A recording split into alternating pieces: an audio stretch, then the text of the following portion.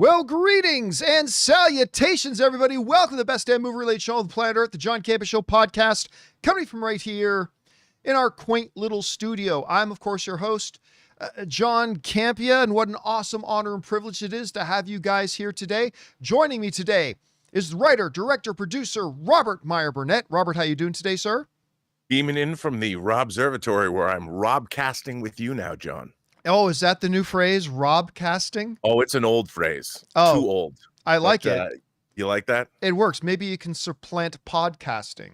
Yeah, I Robcast from the Robservatory. By the way, some of our younger viewers, do you know where the term podcasting came from?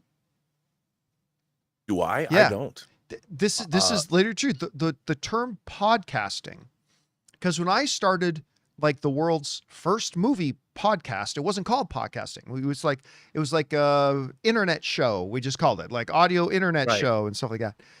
It actually came from the iPod, because when that makes sense. The iPod became the primary way people would actually listen to them. Right. They would download onto their iPods. Because it would automatically download from Apple. Yes, you could set it up to automatically download. That's where the first RSS kind of stuff kind of came into play.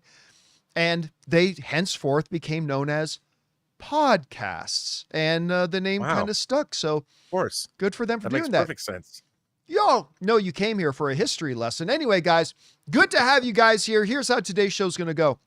We're going to start off by talking about a number of predetermined topics we got lined up for you guys. Now, normally, we would then go into the second part of the show and take your live comments and questions. However, Jonathan's not here today, and it's been a little bit of a hassle for me to get everything pulled together, so I won't be able to take the questions today. I apologize about that. If you've already sent in a question, don't worry. We'll just get caught up on it, and we'll answer it on Monday's show. So don't worry about it. If you send in a question, it's not going to get lost. We'll answer it. So we got a number of things to talk about here today. So let's start off with this. Of course, the big thing right now going around is that Superman's coming out. So excited. I thought I was flying to Connecticut on the 4th of July to go watch an early screening of it. And then in the movie theater that I bought tickets at had to refund it saying, oops, we made a mistake. We're not actually showing it on July 4th. You jerk. I literally called them before I bought the tickets and said, just to confirm, you're actually showing the movie on July 4th like it says on your website? Yes, sir. Absolutely. We're showing it. I'm like, sweet. Good thing I didn't buy my airplane tickets yet. But anyway, now, one of the things that we've seen in the trailer so far is Superman has Mr. Belvedere and several other living things. What's the name of the guy in Downton Abbey? Not Mr. whatever. The name of the butler. He's got these 3 robot butlers. And now we know who those butlers are.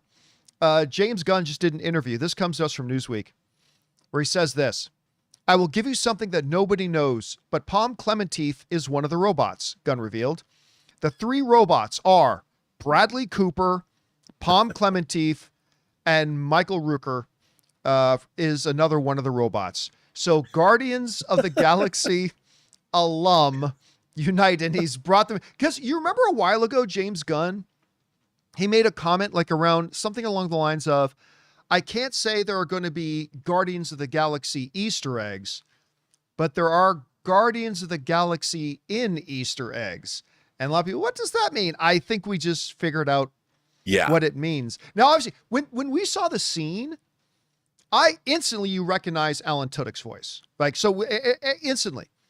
I did not instantly recognize the other robots' voices, but now hearing who they are kind of makes sense. Anyway, not a huge thing, but I know this is kind of cool. What do you think about it, Rob? It's very cool. Now, what I want to know is, are they billed or unbilled cameos? Like if they're listed in the credits, that means they got paid SAG rates.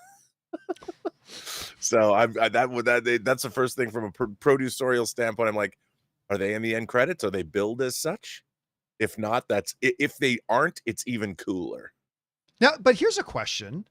Let's say it's SAG rates. Let's say it is SAG rates. Yeah. If they literally walk into a sound booth for an hour, like I'm sure there's probably a minimum you got to pay them per day, but if they don't actually appear on screen, does it fall under another subcategory of the SAG Yeah, well, deal? it's voiceover Chris and Carr would voice be act. perfect to answer this right now. But It's like anyway, the minimum is like $150 a day. That's it. oh, that's a bargain. Hey, Bradley Yeah, Cooper.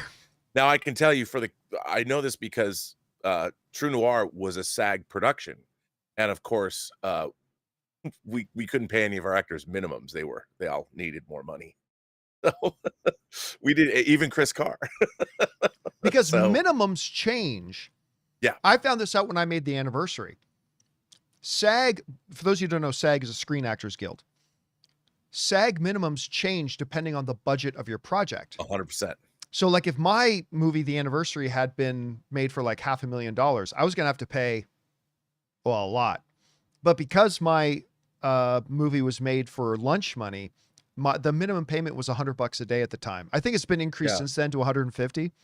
So if you could get Palm Clementif, Bradley Cooper, and Michael Rooker for $450 for the day, and probably bought them some Pizza Hut, then that's a pretty good deal. I like that. Anyway, guys, not a big deal, but it's kind of fun that James Gunn brought over some of his Guardians cast over to voice the robot butlers of Superman. What do you guys think about that? I think it's really cool. Whatever you guys think, jump down to the comment section below and let us know your thoughts. All right, guys. With that down, let's talk about this, shall we? Last night, yesterday afternoon, I went to go see the new film 28 Years Later. And I'm not the biggest fan in the world of 28 Days and 28 Weeks. I like those movies, but it's like, they're not in my top 10 favorite like horror genre films of all time, but still I like the films. And this has looked great. Like the trailers for 28 Weeks Later have been great. And the reviews have been great. Like we talked on the show about how strong the reviews look, all that kind of stuff. And even right now, they hold a 91% critic rate, which has come down a little bit. But here's the interesting thing. Normally, like audience scores are quite high. The audience scores with it are significantly lower at 68%, which is kind of interesting. So anyway, I go off to go see the movie. And I gotta say, I did not love it. Now, I liked it, but it's also kind of a weird movie. Yeah, that's like, what I've heard. It feels like there are 2 or 3 different ideas they had for the movie. And instead of picking one, they decided kind of to try to merge them together. It reminded me a little bit, although in tone and feel it's a totally different thing, but that J.J. Abrams film about the alien on the train. 9mm. Was it 9mm? 18 millimeter? 8 millimeter. No, 8 millimeter is a different movie. No, 16. Super 8, Dave. Super 8. That's 8. what it is. Super 8, Dave. Yeah, 8mm is the Nick Cage one. That's Kevin Walker and Nick Cage. Very, very different movie. Very but different yeah, movie. it reminded me of like Super 8, which was like literally that. It was like they had 2 different ideas, didn't know which way to go, and then they said, well, let's make it both. And that's kind of what this is in many ways. Like, first of all, let me talk about like the good stuff. Number one, the tension in the film when there's stuff going on with Infected is awesome. By the way, Rob, I felt very justified because I keep saying, like, guys, I know it's called Infected, but let's call what it is. It's a zombie movie, and people always get so mad. It's not a zombie movie. It is. In the movie, it is a zombie movie. It's a zombie movie. You know what they refer to them as in the movie? Zombies. They actually say it. They actually say it in the movie. Anyway, they also say Infected a lot more, but I'm just throwing that out there. Anyway, so like everything that involved the Infected, zombies, whatever, was intense and great. There's a great chase scene that you see a little bit of a couple of clips of in a couple of the trailers where like you got Ricky Tikki Tacky, Aaron Taylor Johnson running across the bridge back to the island with his kid, and there's an Infected chasing him, and like my heart was pounding in my chest, man. It was like boom, boom, like just watching the scene, like, oh my God, what's gonna happen? Like, and so there are like 3 or 4 sequences in the movie that have like really awesome Infected chase scenes that when those were happening, beautifully shot, cinematography in it really added to the tension. They did a great job with it. So that on that level, it's great. It's gory. Not as gory as I thought it would be. But yeah, when it decides to go gory, it's pretty gory. One of the other really interesting things about the movie is because it's 28 years later now, right? Well, the infected have evolved. Like they're different they're a little bit different than what we've seen them before. Are they less filled with rage? No, they are still mad, man. They're as mad as the Snyder Bros that there's not a Man of Steel 2. They are so angry. So they're not managing. They haven't gone to therapy. No, they have not gone to anger management whatsoever. They are still very, very angry. And so the rage monsters, yeah, they're still basically rage monsters, but they have basically a subculture that has evolved, which it would over the years. And then they do a couple of really interesting little things. I will say this though, without going into any details, I feel like they retconned some major things about 28 weeks later.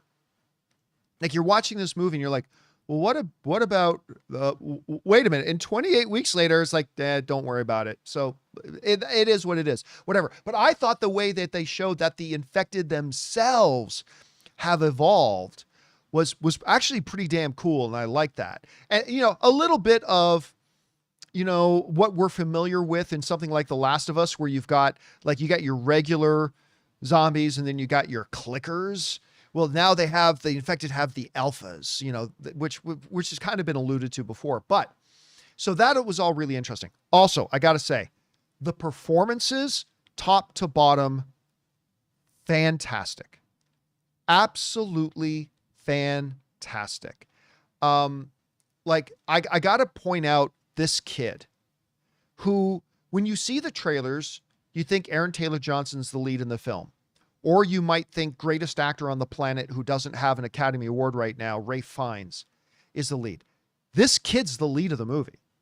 It's not up for debate. He's the lead of the film.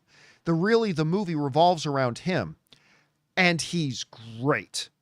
The kid's wonderful. Like at first I thought, it's a little cheesy, but as the movie progressed, I'm like, holy crap, this kid is selling me on everything.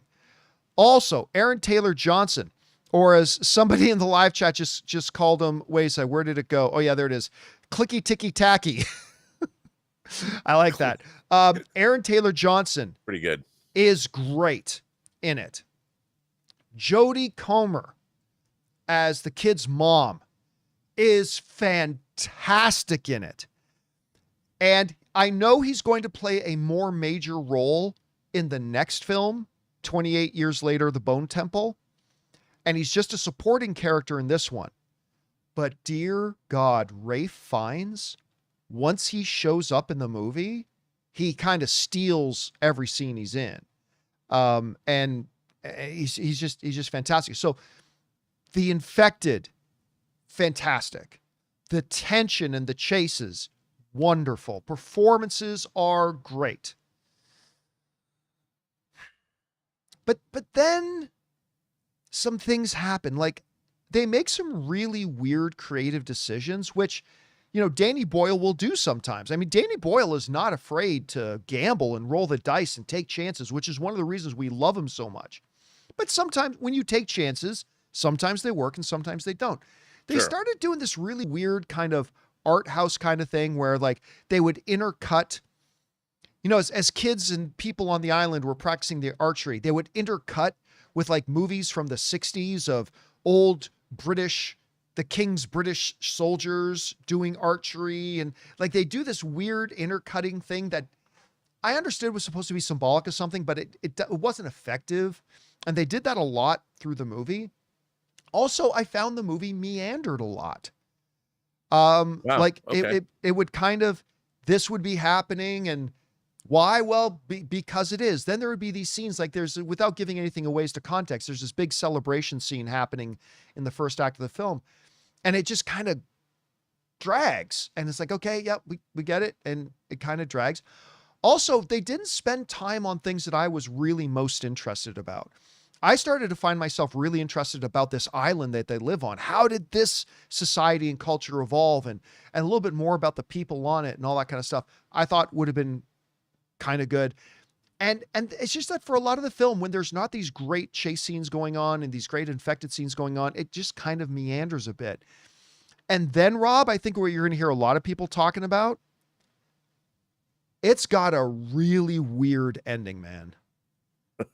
It's got a really weird ending that you're getting right close to the end of the film. And this, like the last 5, 6, 7 minutes of it kind of happen. And it doesn't even feel like it's from the same movie, like at all. Like for 2 hours, this movie had been this gritty horror, psychological thriller, even a little bit philosophical and all this kind of stuff. And then didn't you get to the last 7 minutes and it's Scott Pilgrim versus the World or Peacemaker? What? Yeah. And then it kind of becomes Scott Pilgrim versus the World / Peacemaker. It just becomes like, it's just this thing. I don't want to give it away, but this thing happens where it's like, this does not feel like the same movie at all. Somebody in the live chat just said this, Datode just, and Datode is right. Somebody called it a Power Rangers ending. Yeah. It was just weird, man. It was just a weird way. I don't know what that means. I'm seeing it tonight at 6:30. Yeah. It was just a weird way to end it off. Again, listen, it's not a bad film. Don't get me wrong. I don't think it's a bad film. I just feel like it's a good movie. It's a decent film that had all the pieces and all the elements to be like an awesome film were there.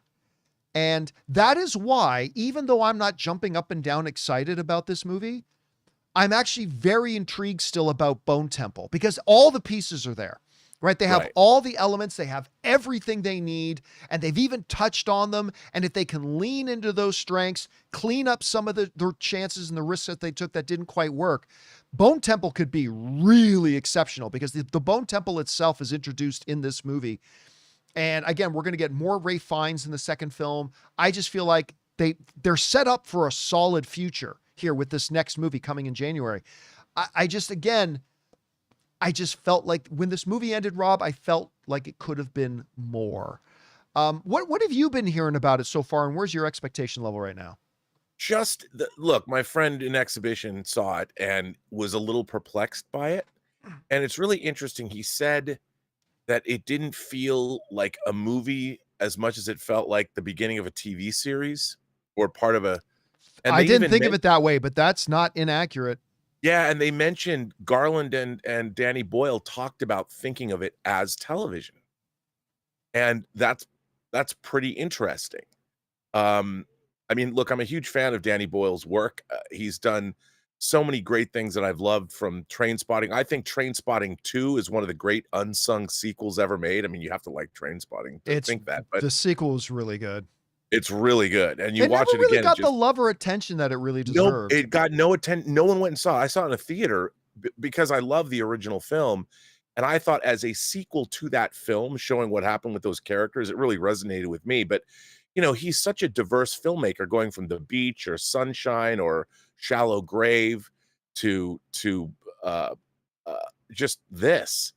And it's really interesting to see where it comes from. So, but I've heard I mean, I've read a lot of the reviews, especially a lot of people in the horror community aren't digging it, which I thought was interesting.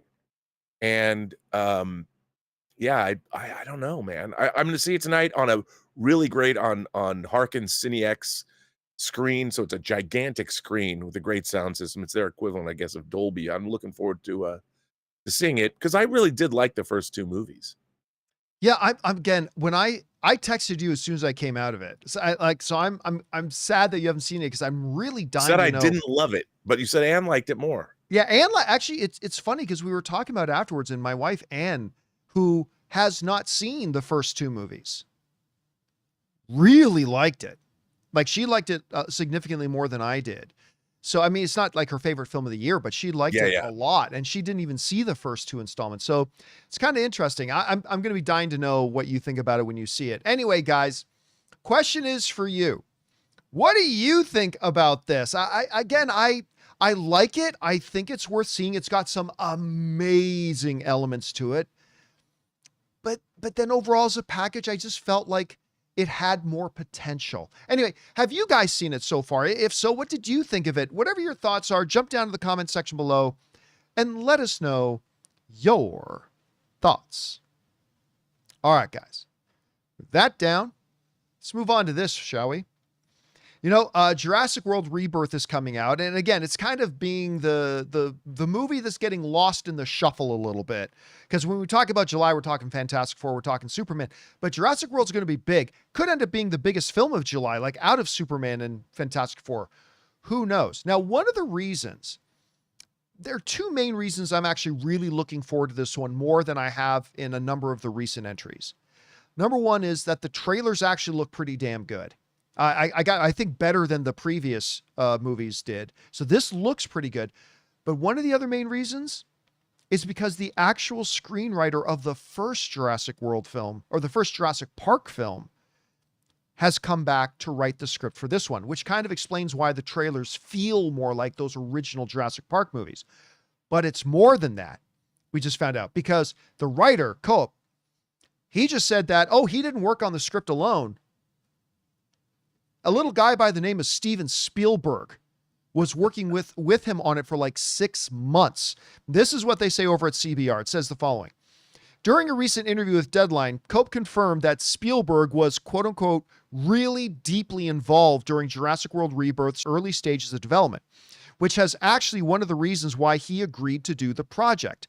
He revealed that he and Spielberg worked on the screenplay for 6 months.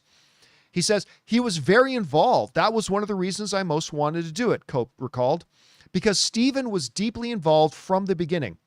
And for 6 months that we were working on the script, it was really just him and me.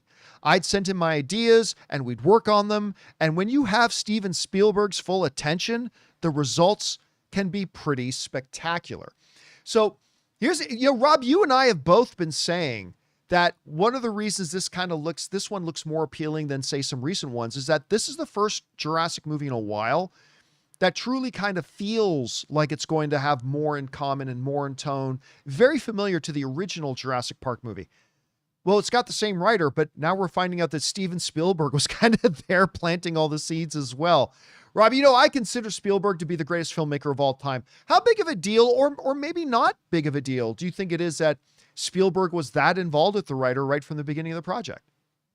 I think it's a big deal because, if nothing else, Spielberg, the man, he's almost got a supernatural ability to stage an action sequence. Yeah.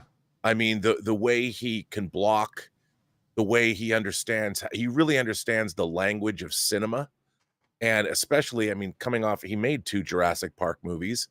And I always marvel when I go back to the first Jurassic Park and the way he tended to shoot like the dinosaurs, and you can see it in this new movie.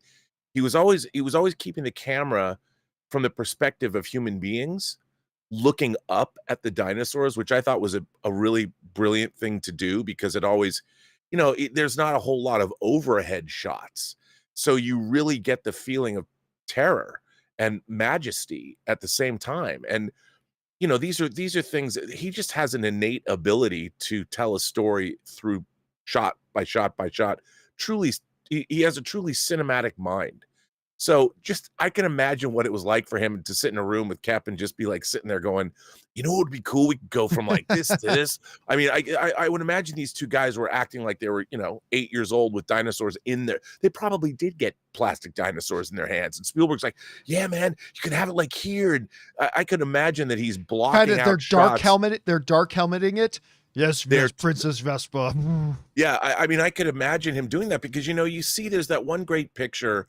It's a classic photo of him with where the dig is, the Well of the Souls dig from Raiders, and you see him like looking down, and there's all the army men. Everyone's seen that picture, but he was doing that in his mind. He's sitting there setting up the shots, and he hasn't changed. I mean, I'm sure that it would have been great to have been in the room with those guys. That must have been, maybe they shot one of their story sequences and it'll be on the 4K. Now Who knows? we're like, I believe, we're less than 2 weeks away now from this movie finally coming out.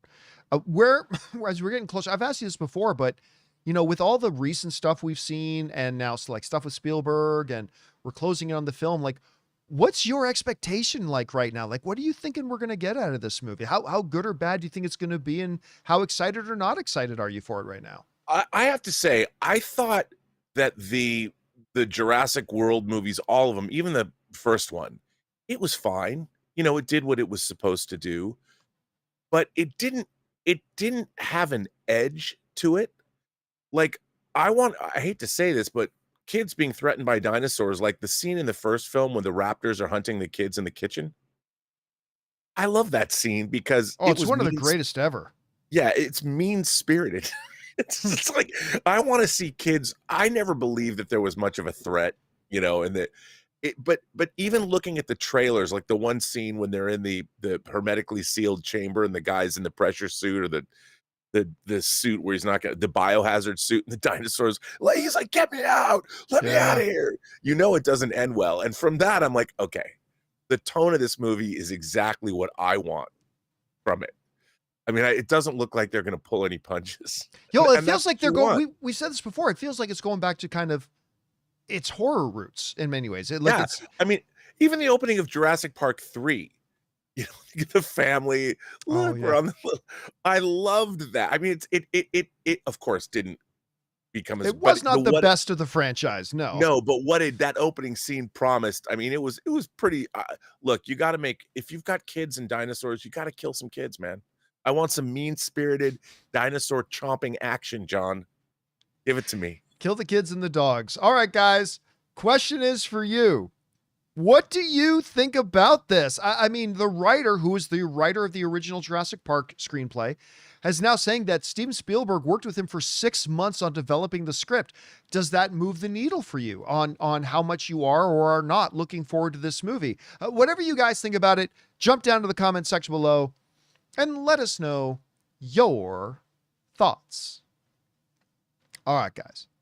With that down, let's move on to this, shall we? Star Wars is a hot mess right now, even though they're coming off of maybe the greatest thing Star Wars has ever done, at least since the original trilogy in Andor Season 2. I mean, it's just absolute peak magnificence of Star Wars. It's fantastic. But we are now in 2025. It has been 6 years since we've had a Star Wars movie in theaters. 6 years. And it's going to go on to 7. And the next movie we are getting is a freaking episode of a TV show. It's Mandalorian. I'm looking forward to seeing it. Don't get me wrong. I'm looking forward to seeing it. I am. And then one of the other movies they keep talking about is a Rey movie, which listen, I love Daisy Ridley. I even fundamentally like the character of Rey.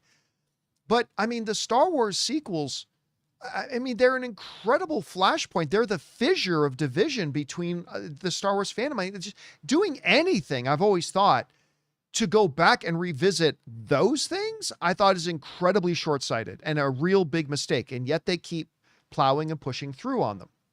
Well, one of the things that we do know for sure about Lucasfilm is that anytime they announce a movie, there's a really good chance it's not going to happen. And that might be the situation right now, as there are reports going around that Star Wars Rey movie has been shelved again. Not necessarily canceled, but shelved again. The folks over at The Direct write the following. The latest Star Wars story to hit the pause button is Shreem, I always mispronounce it, Obaid Chinoy's Star Wars film, which will include the much anticipated return of Daisy Ridley's Rey. Who the hell is saying it's much anticipated? Who anywhere is saying that Daisy Ridley's return, and I love her, but that this character returning is much anticipated? Anyway, the movie was first announced at Star Wars Celebration in 2023, so it's been 2 years and we're still not anywhere, and has since stopped and started throughout the development process. The latest update on the Rey movie comes from Entertainment Insider Daniel Richman, who reported on his Patreon that Rey movie is quote unquote on hold again. Richmond reiterated that on hold is not canceled, but is temporarily on hold. According to Richmond, this is so Lucasfilm can prioritize Sean Levy's Starfighter movie, which I am extremely excited about and don't believe for a minute will actually happen. Starfighter movie, as well as James Mangold's Star Wars, a still untitled movie, which I am also very excited about because it's James Mangold, but I also don't believe for a second it'll actually happen. So here we are, Kel Supri, a movie that they announced 2 years ago, which from everything we understand still doesn't have a finished script. Certainly doesn't have, I mean, they said they did at one point, and then they didn't. Then they said they had a start production date, then they didn't. Then they had at least a phantom release date, and then that got quickly kind of hushed away. And now here we are 2 years later, and we are honestly no closer to getting this Rey movie. And honestly, I don't think we will get it. Like, Kathleen Kennedy is going to be moving on to doing more producing and leaving her head of Lucasfilm position. And I wonder if they've just realized we've got to leave this for the next CEO of Lucasfilm to decide, the next president of Lucasfilm to decide on. And I don't think anybody with 2 pennies of common sense, Rob, is going to think, you know what is going to really bring the Star Wars fans back? You know what's really going to unify the Star Wars fandom? A Rey Skywalker movie. That's the missing, spice that we need. So I just don't think it's going to happen at all. So they're saying right now it's paused again. It's on the shelf, but not canceled. Like the Sean Levy movie, like the James Mangold movie, I don't believe this is one that's actually going to happen. So not surprised to hear this, Rob. Yet another thing of them announcing something and, oh, look, here we are years later. It's not happening. Anyway, you hear about this, Rob. What's your takeaway from it? Look, would I love to see a great Star Wars movie again? Yes.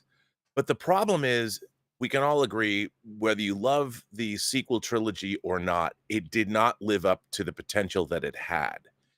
And I don't think anyone is clamoring for any of those characters to necessarily come back in another story. And I think that, look, I like Daisy Ridley. I think she's a very talented actress. I think if she was given a story that was more cohesive, she could absolutely have led an ongoing Star Wars concern. At her core, it's a decent character with a fine actress playing it. If you write a story around her, look, I'm not doubting that it potentially could be a very good project. I just don't know if people would be excited about it right now because the way they've mishandled it. She's Palpatine's granddaughter somehow, and then she took the name Skywalker just because. And look, I just don't believe her as a character, what they want me to do, setting up a new Jedi order. She doesn't have the lineage for it. I mean, even though she's Palpatine's granddaughter, in terms of what happened with her, and I just don't think she's that compelling of a character. And that's not to say she couldn't be written that way, but I think what Star Wars needs to do is put the Skywalker saga away. And look, Andor was successful because it delved into the universe of Star Wars, and it had a story of rebellion. It's going to be really interesting to see if you follow that up with Starfighter. What does it mean? Like, if you're a pilot in the Star Wars universe and you decided to fight for the rebels, you don't have the Force. You're more military. How did that work? I mean, I'm really curious to see. They're going to delve into, again, another area that we've seen pilots throughout the Star Wars movies. It would be interesting to see more. We haven't heard about what is the life of a pilot. Like, what did Gold Leader do when he was a kid? I don't know. But I think that finding out about those characters in that milieu is going to be exactly what Star Wars needs. So, like you, I'm excited for Sean Levy directing. It's going to be fun. Ryan Gosling's going to bring that Han Solo spirit to it all. And I think that's the way we need to go. And I think if they're going to come up with Look, do I want to see a three movie Knights of the Old Republic film? Yes. If you're gonna show me the dawn or the birth of the Sith, wasn't James Mangold gonna do that? Like go back, thousands of years. That's what they teased at least a little bit for a while there. Yeah, I mean, I think there's a lot of potential for a Star Wars movie on the big screen. But again, Disney needs to do what they did with Andor and hire visionary showrunners who have an idea. And it sounded like when we saw Sean Levy come out on stage at Star Wars Celebration, he said, "Look, we're deep into pre-production. We're ready to shoot. We know what we're doing." Right. And that's kind of, I think hearing James Gunn talk about scripts, and we're not going to move forward until we have a script. Sean Levy's coming off of a $1.5 billion movie with Disney. He's got Stranger Things 5 that he's a producer on coming out. I mean, the man is riding high, and the last thing he wants to do is make a bad Star Wars movie. So I think we'll get something that's pretty good. But here's the problem, Rob. Here's the problem. Like you so accurately say that look what happens when you look at Andor. This is what happens when you get a true artist on board to run with their vision. Yeah. That's great. So I think Sean Levy is an inspired choice. James Mangold is clearly an inspired choice. I just don't believe we're going to get those movies.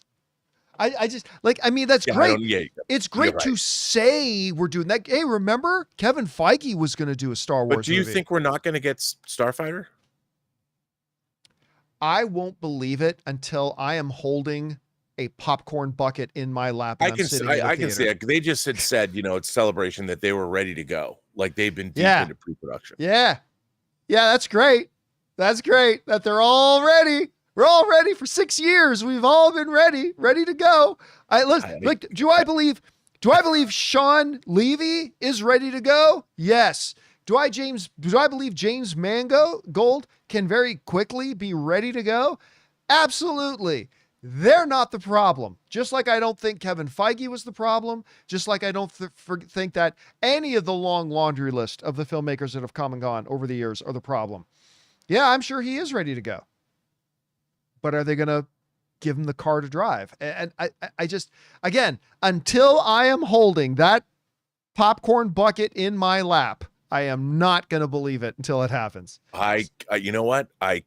You absolutely are correct to think that way. I mean, we know we're getting the Mandalorian and Grogu, which, to be honest, I could care less about. But yeah, I'll go see it. It feels so weird to like Mandalorian as much as I do. For like, let's overlook season 3. Yeah, that's the problem. But I like Mandalorian so much, but it's just so hard for me to get excited about an extent. This is just a short season of. This is just basically season 3.5. Yeah. It's just an extension of a TV show they have on Disney Plus. And that's not to say it can't be great. It can be. And maybe I'll come out of it going, "Oh, that was awesome." I hope I am. But it's just really hard for me to get excited about that. Like that's our first movie in 6 or 7 years is an extended episode of a television show. That's what we're getting on the big screen first. And my whole thing about all of the Star Wars shows, other than Andor, is they don't have a feature film sensibility. The Mandalorian was done as a TV show. It was fine, but it was kind of halfway between a Saturday morning live action show and an HBO show. It had some really cool production values and it would do some cool things. But the stories were very, in a way, lightweight. They were fun. The best of them were fun. Like I love the Bill Burr episode where it had some kind of gravitas. that was a great episode. I think that was the best episode of the show. Like when he's there and having that conversation about what happened to those people during that, and then they killed the guy, and that was like, okay, now you're into some weighty territory that means something. But I mean, the movie's called The Mandalorian and Grogu, and I'm just like, You know why they called it The Mandalorian and Grogu? I'm not trying to be funny. Honestly, I think Lucasfilm hates it that everybody just calls him Baby Yoda. I think so too. And I think I honestly, dead serious, think one of the reasons they're not just calling it Mandalorian the motion picture and they're calling it Mandalorian and Grogu is because they want to try to really get people to stop. But I won't stop. I can't stop. Never stop, never stopping. That's Baby Yoda. I know it's not actually Yoda, but I'm still going to call him Baby Yoda. Anyway, guys, question is for you. What do you think about this? The Rey movie has once again, just like every other Star Wars project, has been hit paused. I really don't mind that because I don't think this is the movie they should be making anyway. But how do you feel about it? Do you think Sean Levy's Starfighter, which I am very excited about, but do you think it's actually going to happen? How about the James Mangold one? Whatever you guys think, jump down to the comment section below and let us know your thoughts. All right, guys, listen. We still have a couple of other major things we're going to talk about, including the cancellation of actually one of Marvel's better shows on Disney+. Also, we've now got the short list of who they are looking at to be the next director of James Bond, and it's all top tier names. We're going to talk about those things and a few things more, but before we do, we're going to take a quick second to thank a couple of sponsors of today's episode of the John Campea Show podcast, our friends at BetterHelp and Stitch Fix. Guys, we want to take a second to thank a sponsor of today's video, BetterHelp. Guys, one of the things that's really frustrating to me is that there's still a lot of stigma around men's mental health, but it should not be that way. Men are expected to always stay strong, keep together, provide, perform, and yet over 6 million men in the US experience depression each year, and many go undiagnosed. It's okay to admit that you could use some help. Real strength is being able to say, I need to talk to someone. That's where BetterHelp comes in. With over 35,000 licensed therapists, BetterHelp is the largest online therapy platform in the world, having already helped over 5 million people. And it's super convenient. You can join sessions from anywhere, whenever it works for you. You can even switch therapists anytime at no extra charge. And the results speak for themselves. BetterHelp has a 4.9 out of 5 rating on the App Store with over 1.7 million reviews. So guys, if you're feeling the weight of the world, don't carry it alone. Talk it out with BetterHelp. As the largest online therapy provider in the world, BetterHelp can connect you with mental health professionals who understand what you're going through. Our listeners and viewers get 10% off their first month at betterhelp.com/Campea. That's BetterHelp, HELP.com/Campea.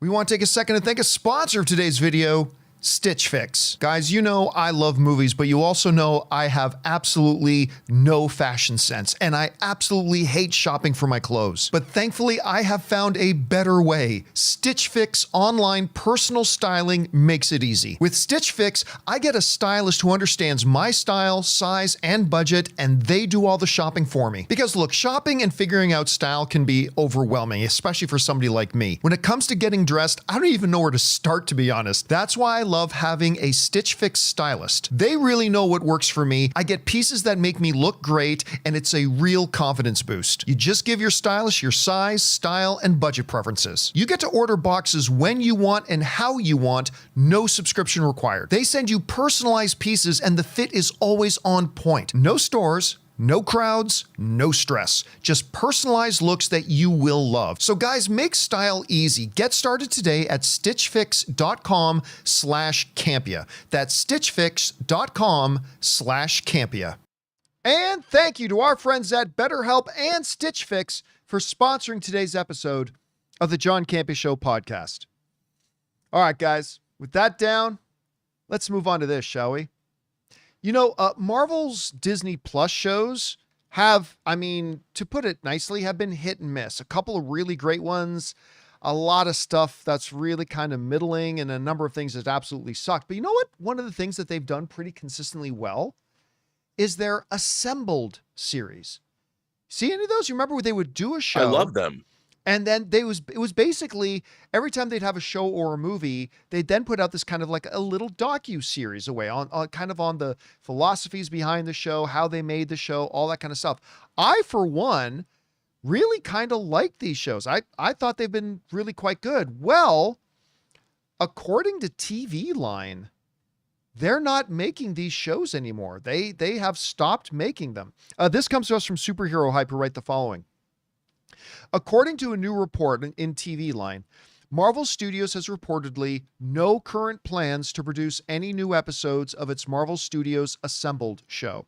Its most recent episodes debuted last year on November 13th, which centered around the making of Catherine Hahn's Agatha All Along series. Since then, the studio has not released episodes dedicated to its most recent movie releases this year, Captain America Brave New World or Thunderbolts. And again, I went over and then read the article on TV Line, and yeah, they're just saying what we are hearing is that they are done, that they're not going to do them anymore. Now, anything can happen, that can change. And I'm kind of two minds on this, Rob, because on the one hand, I'm really quite disappointed that they're not going to do any more of these, because these are very well made. They're enlightening. They give us some really neat insight into what went on. There's always something interesting in there. And they're generally very well put together. But I have to admit, I don't think I've watched one in a while, which is really weird because I actually quite like them. But I just never, and I don't believe they did one for the Daredevil series. No. It's been a while since I actually watched any of them. So like on the one hand, I thought, this is crazy. Why would they cancel this? And then I thought, well, when's the last time I actually watched it? I'm part of the problem. Anyway, Rob, you hear about this, that it sounds like they're, at least according to TV Line, they're pulling the plug on this little series. I think it's kind of a shame, but I wasn't watching them either. I don't know. How are you feeling about this? Well, I've thought one of the great drawbacks to the Marvel Cinematic Universe is they never had like Lord of the Rings style special features, made for their physical media and documenting these films, because especially the Infinity Saga was a monumental achievement. And I would have loved to have seen chock-a-block documentaries full of how these movies were made and the thought processes behind everything that they did. And these assembled were the only, I think that's the last one I watched that you have up there, The Making of X-Men 97. And they were really insightful and really interesting. And they were the closest thing you really got to DVD or Blu-ray special features. And I really liked them. And it's unfortunate that they're not, I mean, I'm sure a lot of it, like with DVD special features, only about 20% of the people that bought DVDs watched the special features, unfortunately. I did. I know. And it was kind of heartbreaking because I spent 20 years making special features. And it's like, to know that only 20% of the people that bought physical media and they were on the disc, it's not like they had to do more. You already bought the disc and only 20% of the people were watching. Well, if you take that over to viewership, they probably realized that the amount of money they were spending on putting those things together were not worth what the views were getting, which is unfortunate. And I will miss them because, it's kind of like Light and Magic, the ILM documentaries. So good. So good. And the second season was so interesting, even though it was only 3 episodes. But still, the fact that Disney was doing those, I think it diminishes, Disney Plus a little bit. But I understand you can't, it ain't show friends. If it's not making money, how do you justify the expense of the time and effort put into making these things? Yeah, and it's just a bit of a shame because like the great thing about these, which basically are here, I saw some people in the live chat kind of saying, well, these are basically like just extensions of DVD special features, and Yeah. you're not wrong. It really is. And like one of the things I've always loved about DVD, Blu-ray special features and things like Assembled is that it gives us as fans a new way to get even more immersed and connected to this great material that we love watching and celebrating and all that kind of stuff. And that's why I like one of the first things I would do when I would open up a new back in the day when I still bought physical media. Back in the olden times. One of the very first things I would do when I bought a new disc was I would not watch the movie. I'd go straight to the special features. Yeah. And I'd watch the special features. And, like people like you, Rob, people like our good friend Cliff, who's one of the best in the business right now too. Like you guys, it was your job, it was your profession, it was your craft to be on sets of these movies and these shows and make like basically this documentary material that people would watch and enjoy and things like that. And, it broke my heart when I started to realize that more and more back in the day when I still collected physical media, that less and less discs that were coming out would actually have significant behind the scenes stuff. And Assembled was kind of like a revisiting of that. And now it's going away. Like, is there a way, do you think, to do this kind of material that might garner more attention and get more eyeballs on it, do you think? I've thought about that for so long. And I think ultimately, I just think we live in an era where people they don't care. They have to care. They have to want to. I think people just want to be entertained. And we who cover filmmaking, we who love cinema, we still like to know how the sausage is made. So to go in and to hear the philosophy of the writing staff, for instance, and then to see what went into actually being on set every day. And look, I would love to have done on James Gunn's Superman what I did on Superman Returns. I was in Australia the entirety of principal photography every single day shooting. And it would have been so interesting because, you know, movie making, the people that make movies are like characters unto themselves. Yes, they really are. You know, and you've got your entire on a film set, you have all the different walks of life represented. You know, there's basically the electricians and the grip and electric department, and then you've got the camera department, and then you've got the costume department and makeup, and everybody's different, and it's like a traveling circus. And it's so interesting to see all these disparate elements come together under the vision of a director, and it never ceases to amaze me. And it's so much fun to watch, but you have to be interested in it. All right, guys, question is for you.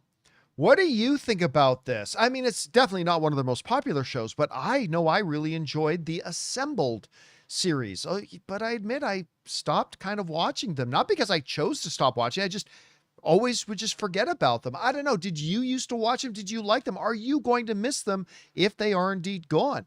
Whatever you guys think about this, jump down to the comment section below and let us know your thoughts. All right, guys. That down, let's move on to this, shall we? Well, of course, James Bond is going to be coming, and probably coming, I'm guessing, a lot sooner than we think. Now that Amazon and MGM Studios officially now outright not only own Bond, but they have creative control over Bond since the Broccoli family sold it off to them, and they want to move quickly. I mean, Jeff Bezos immediately took to social media once they took over the character, asking fans, who do you want to see direct? Who do you want to see play Bond? All this kind of stuff. So you know they're going to move pretty quickly. Now, part of that process was hiring a couple of producers to shepherd Bond. One of them is a prolific, extremely successful producer in David Heyman, and of course, Amy Pascal, who's got a pretty big list of billion-dollar films under her wing as well. Well, now reports have come out talking about the shortlist that they have for the directors, the possible next director of James Bond. And the list is a who's who, and a list that I'm extremely excited about. This coming to us from Joe Blow, talking about the shortlist. Said Heyman's top choice for the director was Children of Men director Alfonso Cuarón, who he worked with on Gravity and Harry Potter and the Prisoner of Azkaban, which is a lot of Harry Potter fans' favorite Potter movie. But Cuarón has reportedly passed on the offer. I've heard that he has not necessarily passed on the offer. I'm just throwing that out there. I can't verify that. I'm just saying I have personally heard that he may not have passed on that offer. Anyway, or that the offer was a straight up offer. I don't think they picked him and said, here, it's yours if you want it. But anyway, we go on. So now the Bond 26 director shortlist is said to consist of Edward Berger, who just did Conclave, which is one of the best films I've seen in years. It was so good. Denis Villeneuve, who directed the best film movie of the last 10 years in Dune 2. Of course, it did Dune and a number of other great films. Edgar Wright from Baby Driver. Paul King, who did Paddington. And Jonathan Nolan, Christopher Nolan's brother, who just finished doing and is currently working on Fallout. Berger is said to be the only one who's already pitched his take on Bond to the producers, but the others are expected to meet with them in the coming days. But there's also speculation that Amazon may be looking at Christopher Nolan, who before was not an option to do James Bond because the Broccoli's would never let any director have final cut. But Jeff Bezos may be willing to give Christopher Nolan a final cut. Even with Bezos, it might be a bit of a far stretch. Plus, I think they'd want somebody to commit to multiple films, but still. Rob. Alfonso Cuarón. Dude. Jonathan Nolan, which I think is a great name. Edward Berger. Edgar Wright. Listen, this is going to sound weird. I know it's going to sound weird. the name on that list that most excites me is actually Edgar Wright. I totally agree with you. Not because I'm not saying that he's a better director than Alfonso Cuarón. I'm not saying he's a better director, but there's some, when you watch, what was the name the one he did with Anya Taylor-Joy, Soho? Was that it? Yeah. Oh, a night in Soho. Yeah. And you watch Baby Driver. You watch Baby Driver. And listen, what a lot of people forget, Rob, but you remind me of a lot, is like, people often forget James Bond has always had a deep core in humor as well. Like, there's always been great humor in James Bond films. Edgar Wright clearly knows how to do that. Dude, Hot Fuzz. Oh, where he worked with the James Bond. He worked with Dalton. I mean, yeah, I forgot about that. That's right. He's actually already worked with the James Bond. Now listen, anybody on this list, if they actually land anybody on this list, whether it's a Cuarón, Denis Villeneuve, Edgar Wright, Christopher Nolan, Jonathan Nolan, on and on and on. And maybe there's some other names. But Rob, I'll tell you right now, I am already excited without a director being hired yet. I'm already excited because two things. Of course, everybody's interested in Denis Villeneuve. Of course, everybody's interested in Edgar Wright or interested, but these guys are actually pitching. These guys are actually lining up. They want to do this movie. They are doing pitches with their stories that they have. And I'll tell you what, Rob, I would be thrilled with any of these names taking this on. And even if it's not one of these names, knowing this is the caliber of directors that are interested in this project. But again, oddly enough, the one I'm most excited about would actually be Edgar Wright. And you're saying you feel the same way. What's your take on this whole list we got here? Well, I think the list is really great. I mean, the one thing that's going to happen, the Broccoli family held a tight leash on the directors who made these movies. They didn't necessarily want auteurist visions with the Bond franchise. They had their second unit crew. They had their family of production people that they had for many, many, many, many years. And they all knew what they were going to get.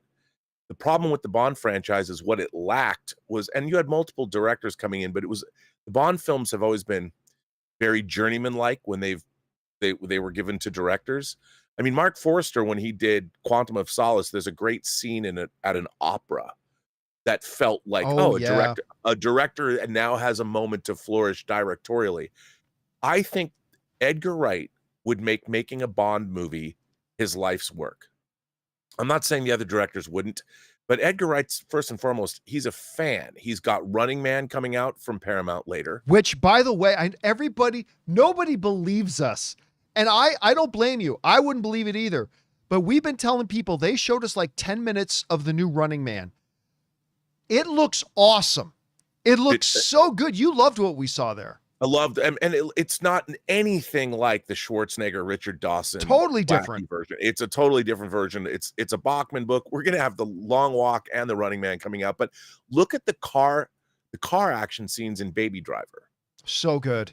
So good. I think that Edgar Wright, he's the kind of guy that all the way from his TV series Spaced to where he is now, he is a fan, but he's a great filmmaker. And I think if anybody took on Cuarón, I'm not saying all of these people could do a great job, but Edgar Wright, it would be, I think for him, literally a dream come true. And it would be the kind of thing that he would distill it into something that was uniquely his own. It would have great action. It would be really amusing, but I think he would just get it. And I would love to see that happen for him. And I'll tell you something, I think the Running Man is going to be the thing that shows Amazon that, he can do it. Yeah, because everybody else, they're great filmmakers, but I think they need to be passionate about what they're doing. And I think and I'm not saying they wouldn't be, I don't know these guys, but I think Edgar Wright grew up passionate about Bond. And I think that the same way that Denis Villeneuve was passionate about Dune, I think Edgar Wright would throw his entire, whatever his essence is, would be 100% put into that movie. Listen, you just brought up Denis Villeneuve. Here's the thing, and tell me if you think this sounds crazy, but I think if Denis Villeneuve got announced tomorrow that he was directing a new James Bond movie, This may sound silly and obviously premature, but I think at that point, everybody starts thinking about James Bond as a possible contender for a Best Picture nomination. If you had like a Denis involved, like when you go over whether it's something like Prisoners or you're looking at something like his, I can't believe, Sicario, dude. I mean, Sicario, he made me like the world of Blade Runner, for heaven's sakes. And what's the one he did with Amy Adams again with the aliens?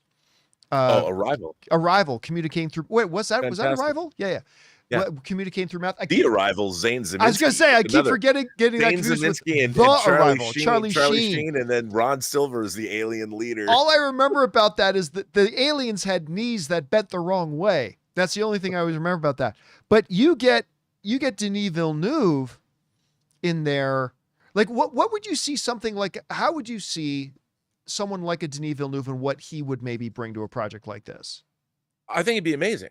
I think it would be absolutely incredible. But you know, Denis Villeneuve also says that he, you know, if he had his druthers, he wouldn't have people talk in his movies. He would like to go more pure cinema. And I think the thing about I think Denis Villeneuve's a little bit more serious than Bond than his movies. I mean, if you look at them, they're not lighthearted. Even if you go back to Incendies, his first feature, that's pretty dark. It's heavy, man. It's heavy. It's heavy. And Prisoners is heavy, and Sicario's I mean, they're great movies. I just don't know if Denis Villeneuve would want to do Bond. You know, I mean, I'd much rather have him do what he's doing, because Arrival's one of my favorite science fiction films of the 21st century. I love the Dune movies. I love that he's doing Dune 3. But I think Edgar Wright would give us something where it would be the man's life's work. He would inject it with because he loves characters. And Edgar Wright would focus on the character of Bond and make him, he would be both, you'd have the humor, but you'd have the hardcore.